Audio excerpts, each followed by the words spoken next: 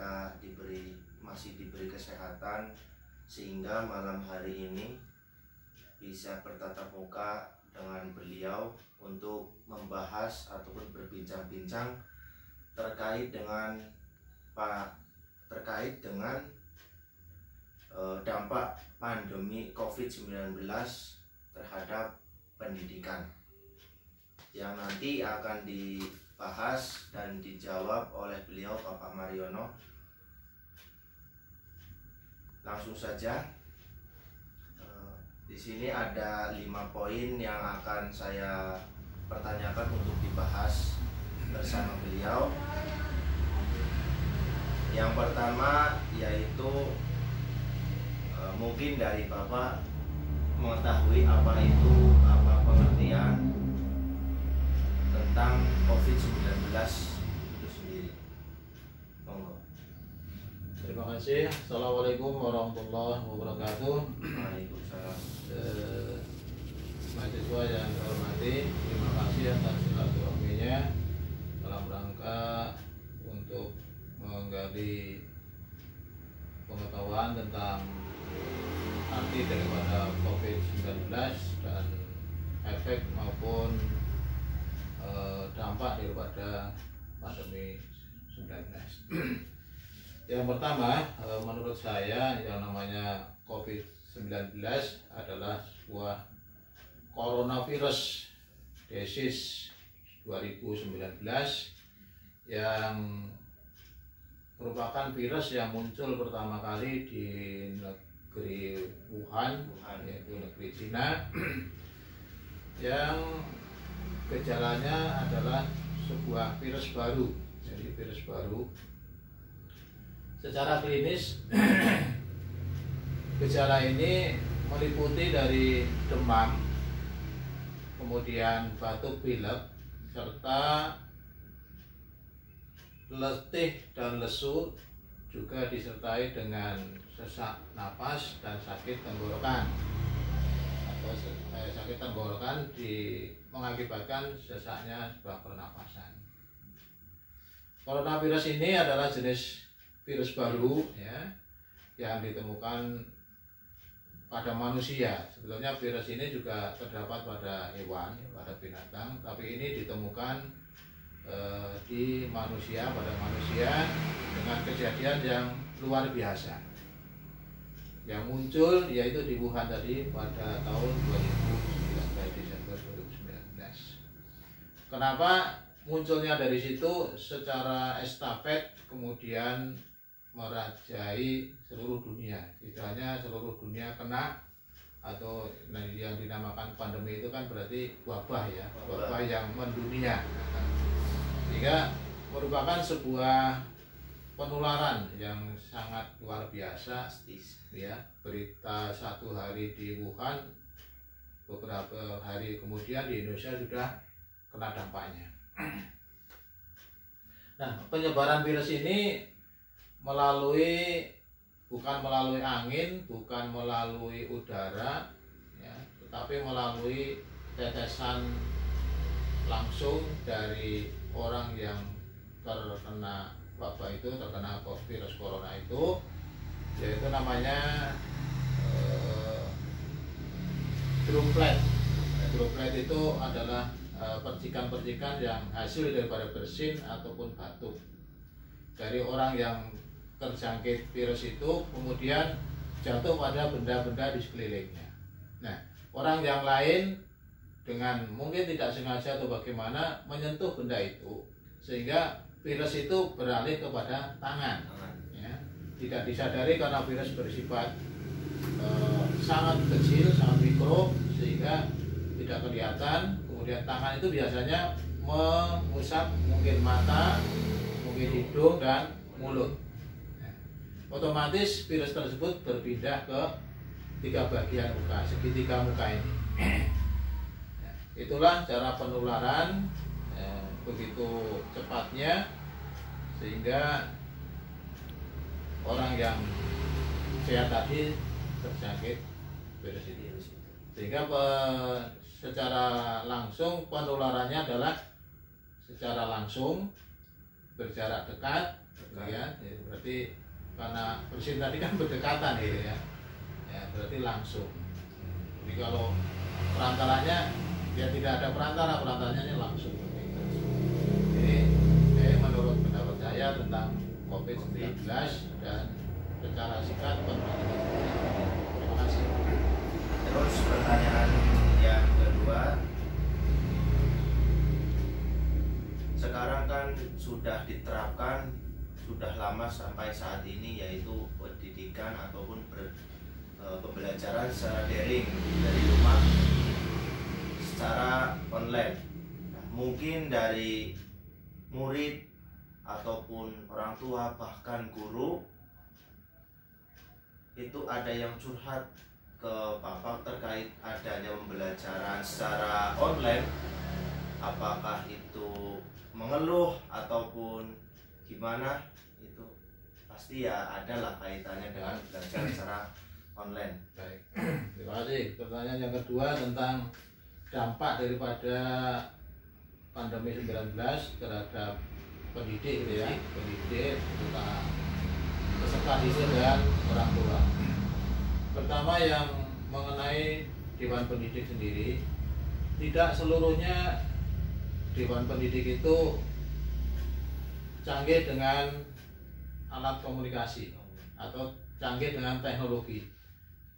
Dari sekian juta tenaga pengajar, terus terang masih banyak yang gaptek, ya, gagap teknologi, gitu ya. Sehingga mau tidak mau ada sedikit kebingungan untuk ya membuat apa namanya soal materi dan sebagainya untuk diupload, apalagi ya maaf aja yang sudah tua-tua ke sana itu ya, nanti kaptek itu ya tentunya ada sedikit kerepotan ya, ada sedikit kerepotan dan juga kecanggungan itu tentang tenaga pendidikannya, sehingga mau tidak mau juga menghambat tentang proses pembelajaran. Kemudian yang kedua tentang siswa atau peserta didik, itu kebanyakan yang pertama karena hubungan antara guru dan siswa pada sebelumnya itu sudah begitu erat gitu ya, sehingga mungkin libur 2-3 hari saja merasa kangennya itu ya, mungkin kangennya dibentak-bentak atau kangennya ya dengan apa energinya si pendidik itu sendiri yang membuat peserta itu ingin selalu berdampingan dengan gurunya. Nah ini karena adanya sebuah peraturan yang tidak boleh tatap muka untuk mencegah penularan virus tersebut, sehingga pembelajaran dilakukan secara daring, secara istilahnya apa ya, belajar di rumah ya, pembelajaran di rumah atau jarak jauh itu. Ya, itu yang keluhan pertama murid seperti itu. Yang kedua, sarana prasarana yang dimiliki siswa, kemampuan orang tua tentu tidak sama, termasuk domisili juga tidak sama, ya. Ada yang di perkotaan, ada yang di pertengahan, ada yang di pedesaan. Itu karena mayoritas kita adalah di desa, maka sebagian besar wali murid itu untuk teknologi seperti ini kurang, ya, kurang memadai lah katakan. Ya katakanlah 60%, karena pendidikan adalah 60%, orang tua siswa itu kurang mampu dalam mengoperasikan, walaupun sekarang sudah zaman digital ini kan digital. Sehingga keluhannya seperti itu. Keluhan yang kedua, sudah HP-nya satu untuk satu keluarga, sehingga sampai-sampai ya rebutan lah, yang jelas itu rebutan, sehingga mungkin anak yang besar diprioritaskan, yang kecil ya bingung juga karena daya belinya atau kemampuan orang tua tidak mencukupi, seperti itu. Di samping itu, setelah dari sarana itu sendiri belum mampu, kemudian ditunjang dari materi pembelajaran, sehingga orang tuanya harus menemani putranya untuk mempelajari apa yang disampaikan oleh gurunya. Itu kesulitan itu tidak hanya sedikit, mayoritas, ya. Sehingga apa yang terjadi, orang tua juga jenuh gitu ya, banyak pekerjaan yang terbengkelai atau tidak selesai, kemudian timbul emosional ya biasanya seperti itu ya. Perlu beli paketan pun ya. Ya, kemudian itu perlu biaya ya, biaya yang namanya paketan. Nah, itu sendiri ya jelas mempengaruhi apa ya namanya ya, perekonomian yang jelas itu. Sudah tenaganya tersita untuk menemani anaknya, kemudian sementara pekerjaan yang menghasilkan ya, yang produktif terbengkelai, sehingga sangat mempengaruhi seperti itu. Terus langsung saja yang pertanyaan ketiga, yaitu kan sekarang artinya apa? Pembelajaran. Guru itu kan pembelajaran tidak hanya menyampaikan materi, akan tetapi menyampaikan ataupun memberi pengajaran pendidikan terhadap moral-moral yang harus dilakukan, dipraktekkan oleh murid. Oke lah, kalau tidak ada pandemi mungkin bisa tatap muka, guru bisa mendidik moral secara langsung. Akan tetapi sekarang kan sedang adanya pandemi. Nah, mungkin dari guru bagaimana caranya menanamkan moral di saat masa pandemi saat ini. Kan tidak ada tatap muka, adanya secara online kayak gitu. Ya, pada dasarnya itu adalah pendidikan karakter ya, pendidikan karakter untuk agar anak itu menjadi atau sesuai dengan apa yang diharapkan sekolah masing-masing, sesuai dengan visi dan misinya, dengan tujuan sekolah tersebut. Nah, bagaimana dengan adanya pandemi ini usaha dari para guru? Yang pertama adalah karena semuanya daring ya, daring bisa mengirimkan uploadan gambar-gambar yang mempunyai semangat dan moralitas tinggi, cerita-cerita lah ya. Biasanya kalau sekolah dasar itu masih senang gambar dan cerita ya. Itu diselipkan itu. Kemudian setiap ada sebuah tugas diberilah sebuah kata-kata yang membuka semangat. Belajarlah di rumah, belajar penuh semangat walaupun di rumah bersama orang tua. Tetap semangat walaupun belajar di rumah bersama orang tua. Jangan cuma materi saja ya. Maksudnya nih, jangan takut, gitu kan? Kadang-kadang kan takut ketinggalan dengan temannya, takut dengan tidak bisa dan sebagainya, takut dengan nilainya jelek dan sebagainya ya gitu. Jadi selalu dimunculkan kalimat yang tetap semangat belajar walaupun bersama dengan orang tua. Itu kalimat-kalimat itu akan mengingatkan anak tetap semangat belajar. Kemudian moral yang kedua, karena yang mendidik secara langsung yang membahas bersama orang tua, maka anak diwajibkan atau diharuskan untuk selalu mentaati orang tua, selalu sopan santun dengan orang tua. Ini termasuk moralnya kan di situ ya. Kalau biasanya di orang tua malah saling emosional gitu. Kok guru tidak begini? Begini akhirnya ya itu benar-benar aja. Maka itu diharapkan ya kamu harus turut dengan orang tua, harus hormat dengan orang tua ya, harus rendah hati ya, rasa tawadhu ya. Di situ dimunculkan ya uploadan seperti itu. Jadi setelah diberi tugas, istilahnya uploadan tugas itu diberi itulah istilahnya motivasi itu ya, motivasi. Kemudian selalu diingatkan ya, selalu patuhi protokol kesehatan yang mengatur agar kita tidak tertular dengan coronavirus 19. Itu sekiranya itu. Terus yang keempat, pertanyaannya keempat masih terkait dengan pandemi. ciptaan dari Allah Subhanahu wa taala.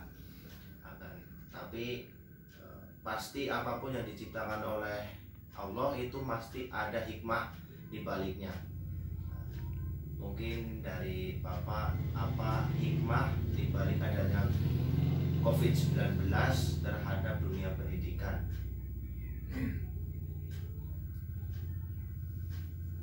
Baik, sebelum langsung kepada hikmah kepada pendidikan, saya perlu ulas dulu bahwa Allah menciptakan makhluk itu tidak sia-sia. Ya, pasti ada manfaatnya. Cuma manusia itu karena keterbatasan otaknya tidak mampu semua ciptaan Allah itu diambil manfaatnya. Ya, hanya tidak mampu saja. Yang jelas pasti ada manfaatnya. Sebuah contoh, Allah menciptakan nyamuk. Bagi manusia yang digigit nyamuk sakit, ya kan? Tapi dari yang sisi lain ada seorang ilmuwan menciptakan obat pembunuh nyamuk. Akhirnya ada pabrik obat nyamuk, gitu kan? Mendatangkan manfaat banyak sekali. Ada tenaga kerjanya, gitu kan? Ada manajernya dan sebagainya, menimbulkan menumbuhkan perekonomian. Ya, itu hikmahnya. Ya, sekecil ada efek negatifnya, tetap ada positifnya. Nah, kembali kepada virus. Virus ini betul-betul ciptaan Allah yang sebetulnya sangat lemah, ya kan? Sangat lemah sekali. Ya hanya ya virus lah ya, virus. Dibandingkan dengan manusia yang katanya super power itu. Super power. Termasuk negara yang adidaya, adikuasa, yang negara kuat dengan ciptaan Allah yang maha kecil itu saja sudah hancur semua. Ya, hancur semuanya. Itulah maha dasarnya Allah ya, untuk mengimbangi atau membalas kesombongan orang yang mengaku terkuat di dunia. Ya, itu. Jadi insya Allah virus ini diciptakan oleh Allah, kemudian diturunkan kepada manusia, diperintahkan untuk menghancurkan manusia-manusia yang takabur, yang sombong. Ini sudah terjadi seperti ini. Maka kita harus sadar bahwa sekuat apapun manusia di dunia ini ternyata sangat kecil, ya, sangat kecil di hadapan Allah Subhanahu wa taala. Hanya virus saja sudah, iya. Allah tidak akan makan senjata. Virus saja kun fayakun diberi perintah oleh Allah, hancurkan manusia kepada Allah, cakup seluruh dunia. Seluruh dunia, tidak hanya adit, apalagi negara-negara yang sedang berkembang, giles. Ya. Ya. Kemudian hikmah daripada itu, virus itu banyak menciptakan para ahli yang untuk meneliti bagaimana untuk pencegahan penularan itu, ya. Kemudian penelitian menciptakan antivirus atau vaksin. Ya. Itu berarti kan menciptakan orang-orang ahli untuk berpikir. Ya. Kalau tidak ada bapak ini, orang ahli, saya kira nggak memikirkan seperti itu. Ya. Kemudian hikmah yang baik adalah meningkatnya pola hidup masyarakat menjadi masyarakat yang disiplin, yang menjadi bersih. Ya. Bersih karena apa? Ya, setiap kali kena cuci tangan. Padahal sebelumnya itu kalau orang-orang itu betul-betul menekuni agama Islam, ya, tidak usah diperintah cuci tangan, saja minimal satu hari itu sudah 5 kali. Iya, dengan 5 kali itu insya Allah sudah melebihi daripada kebiasaan-kebiasaan yang diciptakan oleh mereka. Hanya cuci tangan tok kan. Kalau kita kan cuci tangan ya sampai bersih. Ya, seluruh katakan anggota wudhu. Kemudian keharmonisan rumah tangga juga tercipta karena tidak boleh keluar rumah. Ya. Bisa jadi nanti ada peledakan penambahan penduduk tahun 2021. ya, karena keharmonisan rumah tangga karena bekerja juga di rumah, ya kan? Dilarang. Iya, bayangkan seperti itu. Ini secara umum ya, secara umum. Kemudian hikmah secara khusus di dalam kalangan lembaga pendidikan, yaitu yang pertama adalah meningkatnya hubungan atau silaturahmi antara orang tua dan guru dan juga siswa, karena adanya sebuah visit room ya, kunjungan rumah ya, kunjungan rumah. Jadi ada sebuah metode belajar kelompok. Kalau di SMP itu terutama itu ada apa namanya, per lokasi jadikan satu ya, sekitar kurang daripada 18 anak ya. Itu meliputi dari kelas, kalau itu sudah berarti kelas 7, kelas 8, kelas 9 dijadikan sebuah tempat, nanti dewan gurunya yang mendatangi itu. Jadi istilahnya visit room gitu ya, kunjungan rumah, sehingga menimbulkan sebuah peningkatan silaturahmi. Kemudian betul-betul masyarakat tahu bagaimana kesibukan seorang pendidik untuk mengurusi anak didiknya, peserta didiknya yang lingkungannya sangat berjauhan. Berarti gurunya betul-betul bekerja. Di samping visit room juga membuat soal-soal latihan, soal-soal ulangan dan sebagainya, sehingga memerlukan sebuah pemikiran dan penanganan yang khusus. Itu dari lembaga pendidikan. Kemudian juga orang-orang dari yang pintar, dari pendidik yang pintar dengan teknologi, menciptakan beberapa aplikasi kan tentunya. Aplikasi bagaimana pembelajaran dengan daring dari kelas 1 sampai kelas 6, dari kelas 7 sampai dengan kelas 9. Banyak sekali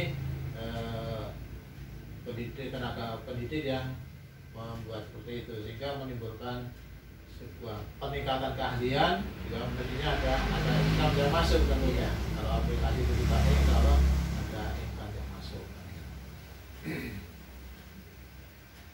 Kemudian juga terciptanya sebuah kedisiplinan yang tinggi tadi, sesuai dengan protokol, walaupun ada home visit ya, tetap menjaga protokol kesehatan tetap terjaga.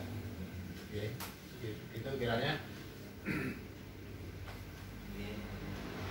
Mungkin cukup sekian dari beberapa pertanyaan yang sudah dibahas oleh beliau, Bapak Mariono. Dan yang terakhir yaitu pesan-pesan dari beliau untuk seluruh siswa maupun siswi, bahkan mahasiswa yang terdampak COVID-19, supaya ya belajarnya tambah semangat dan lain-lain. Mungkin yang terakhir pesan-pesan untuk semuanya. Terima kasih untuk para siswa, peserta didik semuanya dari tingkat dasar sampai perguruan tinggi. Kiranya itu dijadikan sebuah pengalaman ya, sebuah pengalaman, karena kejadian ini adalah kejadian yang mendunia. Jika tetap semangat, jangan takut dengan sebuah penularan itu, karena virus itu kalau tidak diperintah oleh Allah tidak akan berangkat. Gitu ya. Ya, mudah-mudahan kita tetap selalu berdoa agar terhindar daripada penyakit itu, dan juga virus ini segera diangkat oleh Allah untuk tidak diperintah lagi untuk ya menghancurkan musuh-musuh Allah ya, yang dihentikan sampai di sini dulu. Kemudian tetap mematuhi protokol kesehatan agar kita selamat. Selalu berdoa, berzikir pagi dan petang sesuai dengan petunjuk Rasulullah SAW. Di situ ada zikir maktur atau maksurat yang dibaca pagi dan petang. Insya Allah itulah sebagai pegangan kalau kita selaku umat Nabi Muhammad SAW. Kemudian yang terakhir, syukuri apa yang telah diberikan oleh Allah kepada kita, walaupun apa yang diberikan oleh Allah itu tidak sesuai dengan harapan hati nurani kita. Itulah yang namanya hawa nafsu, ya. Sehingga kalau kita menjadi orang-orang yang pandai bersyukur, insya Allah sesuai dengan janji Allah Subhanahu Wa Taala. Karena siapa yang mensyukuri nikmat Allah, maka Allah akan melimpah gandakan nikmatnya, dan apabila mengkufurinya, mengingkari nikmat Allah, maka tunggulah azab Allah yang sangat pedih. Kiranya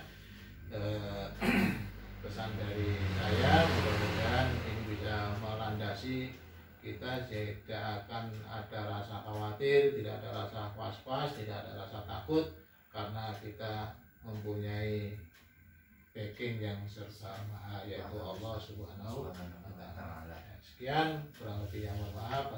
Assalamualaikum warahmatullahi wabarakatuh. Waalaikumsalam warahmatullahi wabarakatuh.